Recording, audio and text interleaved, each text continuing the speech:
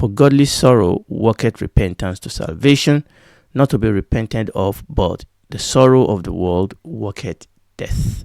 From New American Standard Bible, for the sorrow that is according to the will of God produces a repentance without regret, leading to salvation, but the sorrow of the world produces death. We are now looking at human side of repentance. Amen. And we have looked at the negative case of King Saul and of Judas, one of the apostles of our Lord Jesus Christ. And what we are now looking at is the positive case with respect to repentance.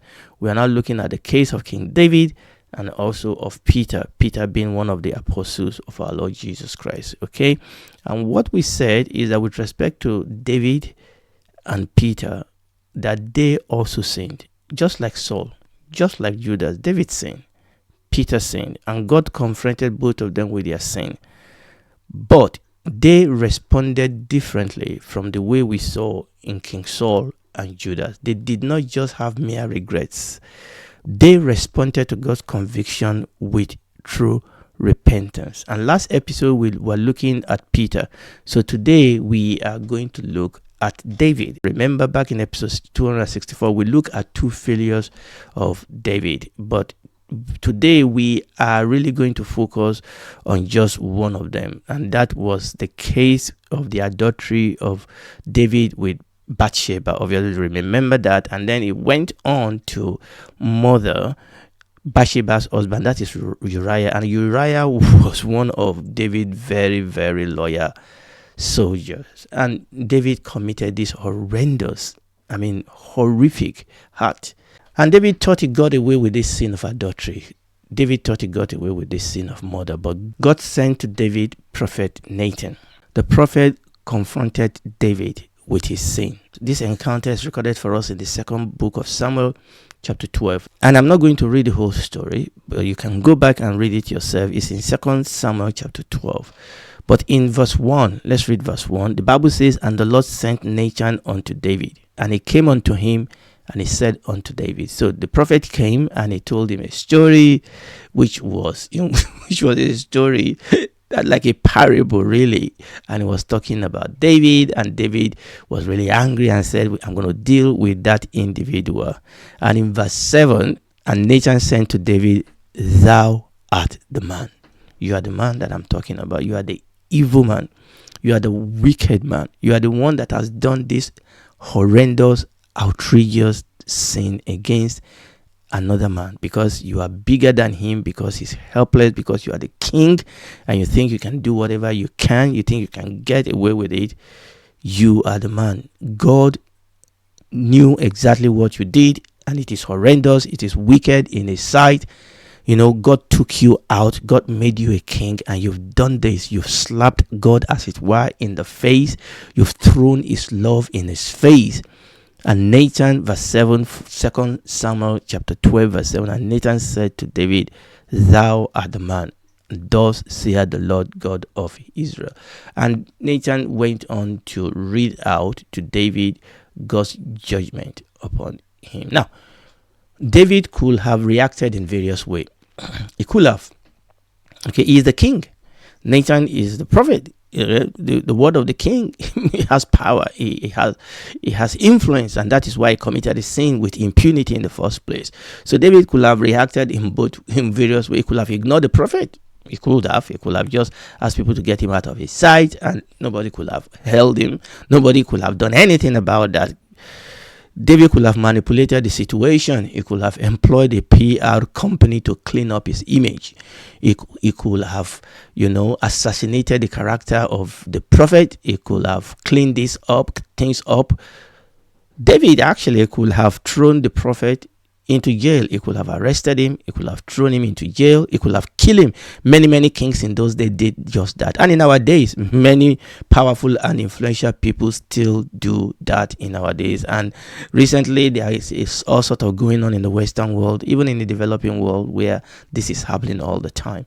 Okay, people are shutting down the voices that is not tolling the line. Okay, they destroy their character, they assassinate their character just because they don't want to be found out.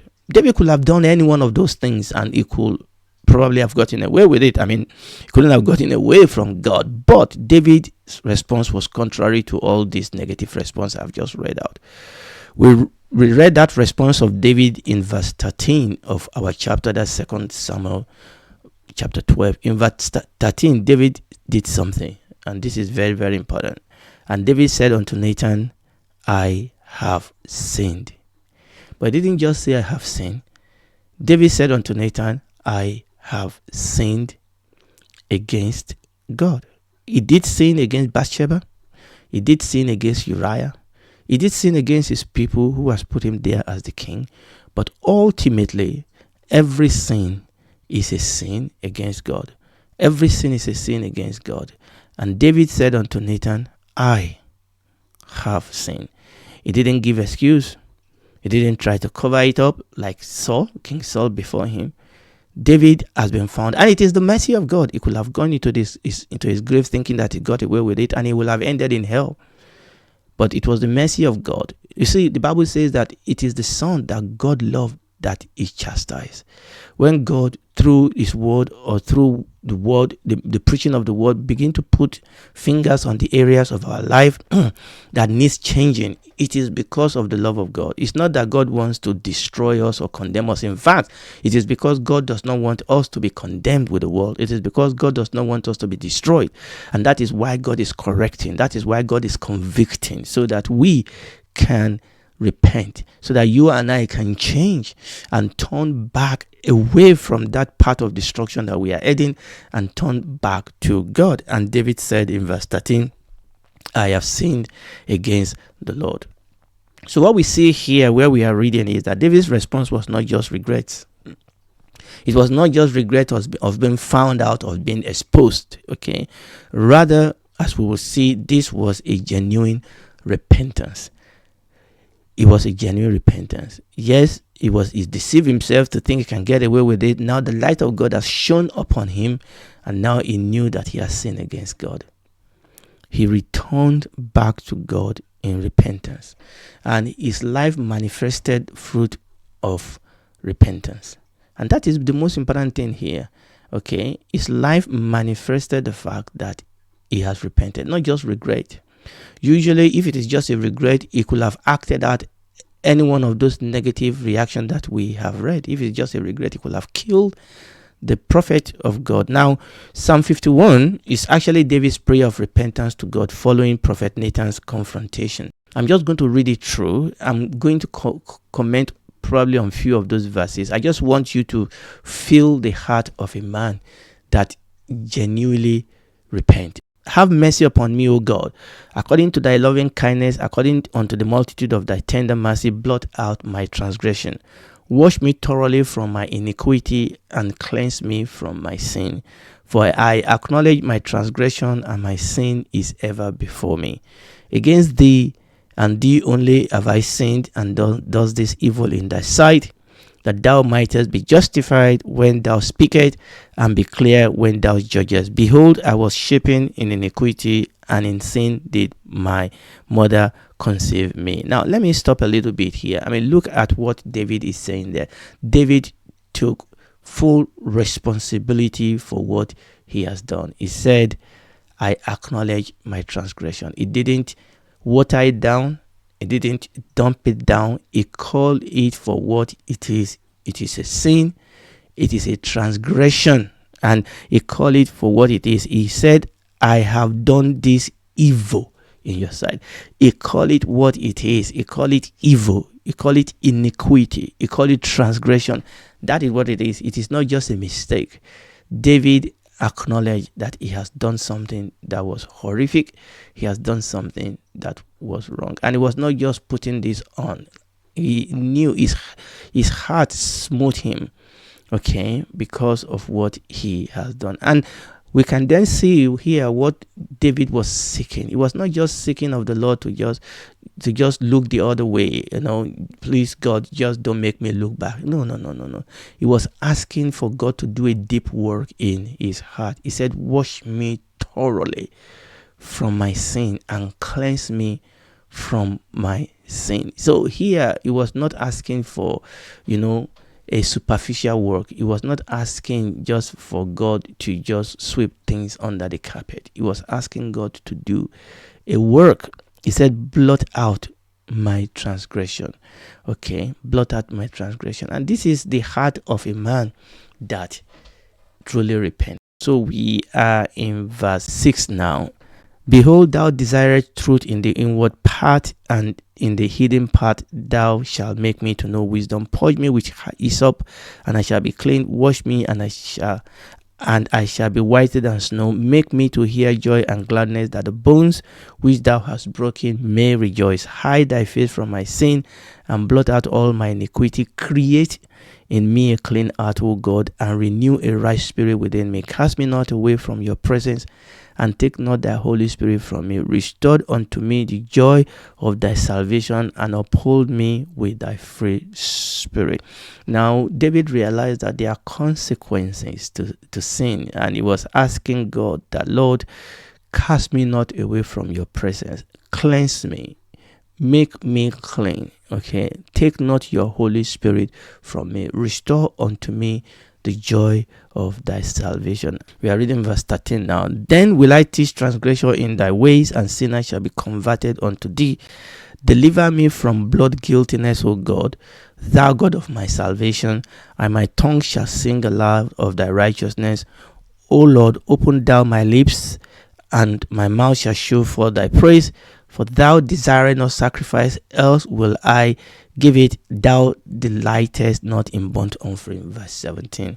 The sacrifices of God are a broken spirit, a broken and a contrite heart, O Lord, thou wilt not despise. Now, this is the heart of a man that truly repent. And he said, Lord, when you forgive me, he said, I will also teach others. Okay, I will teach others to let them know that that way is a way of destruction. And then there's something he said here in verse 17 that I'm just going to comment on before we move on. Verse 17, he said, David said to the Lord, the sacrifices of God are a broken spirit, a broken and a contrite heart, O God, thou will not despise. A broken spirit, a contrite heart. This is the heart of a true repentant person. The word broken is translated from the Hebrew word that means to break into pieces. To break into pieces. A broken spirit. And the word contrite is translated also from the Hebrew word that means to crush.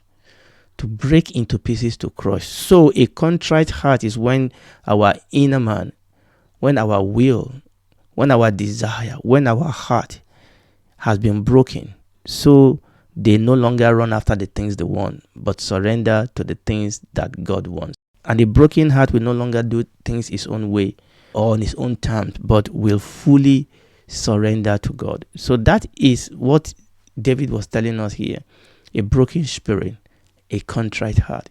That is a heart that has been convicted, that fully take responsibility, that sought the face of God to be restored, to be forgiven, to be cleansed. Okay, it's not just God overlooking our sin, but it's God changing us so that we live a life of righteousness. We live a life that is pleasing unto God. And this is what we see in the life of David, and obviously in the life of Peter when we did our episode last week. And this is true repentance. This is true repentance. Such a broken spirit, such a contrite heart, such a true repentance, God will not despise. Such a true repentance will be met with forgiveness. God will not reject such a heart. Such repentance will find forgiveness, cleansing, restoration. God will give such a heart restoration, no matter the deep level of the sin. If there's a true broken spirit, if there's a true contrite spirit, there will be forgiveness.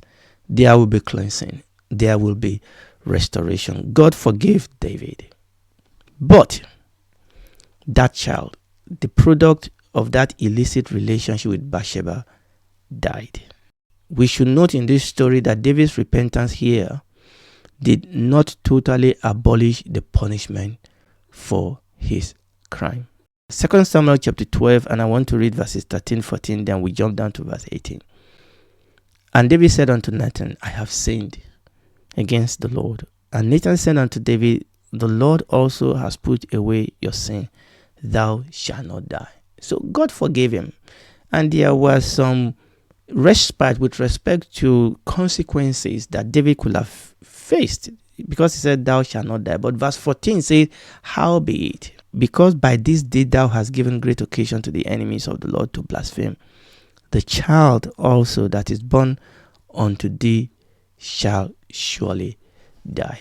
David repented, God forgave him, but in this case, there was not a total abolishment of the punishment for his crime. David started praying. What then happened? Let's go to verse 18. And it came to pass on the 7th day that the child died, and the servant of David feared to tell him that the child was dead. But what did we see after the child has died? The child died in verse 18. The servant were afraid to tell him, but David finally, obviously, knew the truth. And what did he do? His reaction shocked his servant, because verse 20 tells us that once David heard that the child is dead, verse 20 says, then David arose from the earth, where he had been lying all along. Then David arose from the earth and washed and anointed himself and changed his apparel and came into the house of the Lord and worshipped. David picked up himself, cleaned up himself, anointed himself, and the Bible says the first thing David did was he came into the house of the Lord, not to complain. The Bible says, and he worshipped. I mean, this is why this man was called a man after God's own heart. Despite his sin and transgression and iniquity, he was quick to repent. The Bible says he came into the house of the Lord and worshipped. Then he went to his own house, and when he required, they set bread before him, and he did eat. Now, this is very, very important. And what I want us to see here is that when we truly repent, when you and I truly repent, we will gratefully and gracefully accept the legal punishment that God or the law still deem necessary for our crime. Obviously, taking into consideration our repentance. The fact is that when we repent, that does not take away all the consequences in most cases. Why will you and I gratefully and gracefully accept the legal punishment that God still deemed necessary following our repentance? That will be possible because we know that the primary purpose of repentance is not to avoid retribution. That's not the primary purpose. We are just happy that God has restored us. We are just happy that our relationship with God has been restored. David was restored. And the first thing he did was to come into the house of the Lord and to worship. So if you and I truly repent, we are forgiven. We are restored back to intimacy with God. Every true act of repentance will be forgiven. Relationship will be restored. Our intimacy with God will be restored. We will not be condemned. We will not be judged with the world. We read that in 1 Corinthians chapter 11 verses 31 and 32. 1 Corinthians chapter 11 verses 31 and 32. These particular verses were in context of the Lord's table. But verse 31 says, for if we judge ourselves, we should not be judged. But when we are judged, we are chastened of the Lord, that we should not be condemned with the world. Okay. Romans chapter 8 verses 1 and 2 says, for there is therefore now no condemnation to them which are in Christ Jesus, who walk not after the flesh, but after the Spirit. For the law of the Spirit of life in Christ Jesus has made me free from the law of sin and death. So God will forgive us. But however, in this world, there are consequences to deal with. Okay, and it is very, very important for us to understand. For example, if you fall into the sin of fornication, if you truly repent, God will forgive you. But there may be a pregnancy or a sexually transmitted disease to deal with. Or there may be a broken family, a fractured family that needs to be put together back again. Or let's say, for example, you lie and you are truly repentant, God will forgive you. But there will be need to rebuild trust for those people that you have lied to. Maybe you've lied to your husband, you've lied to your wife, you've lied to your parents, you've lied to your children. They may forgive you. Even when they forgive you, there will be need to rebuild trust. So the Lord will walk us through the consequences if we abide in intimate relationship with him. Okay, so what I'm saying here is that the fact that we are forgiven does not mean that we will not face physical consequences. God forgive us vertically, but there are consequences in this life that our sin brings that we'll have to face. And if we are truly repentant, we will receive those consequences. We'll receive it with grace, with gratitude. And the thing is that if we are truly repentant, God will walk with us through those consequences. So as we round up, let's just read 2 Corinthians chapter 7 verse 10 again. This time around, I will just read it from New American Standard Bible. For the sorrow that is according to the will of God produces a repentance without regret, leading to salvation, but the sorrow of the world produces death. So we have looked into the story of King Saul and the story of Judas on one hand as cases of mere regret, and we have now looked at the story of King David and the story of Peter, at those people that truly repent. And if you are hearing me today, look, there are things that God has provided for us, but we cannot experience that until we truly repent. And but God is here to help you to do that. He's convicting you, but you will have to come and say, God, I am a sinner. I have sinned. You cannot dump it down. I'm a sinner, forgive me. And He will. He will come in, He will forgive us, and He will walk with us throughout the rest of this life. Maybe there are consequences of things we have done in the past, and we are going to go through that consequences, but God will be there to walk through that process with us, strengthening us, helping us, encouraging us, and in some cases actually delivering us from those consequences. But you will have to come to Him. Remember, the reason why we repent is not to avoid those consequences. It's first and foremost to be restored back to a relationship and intimacy with God, and to allow Him to flow through us for the rest of our life. Do it today. For God so loved the world that He gave His only begotten Son, that whosoever believes in Him will not perish, but have everlasting life.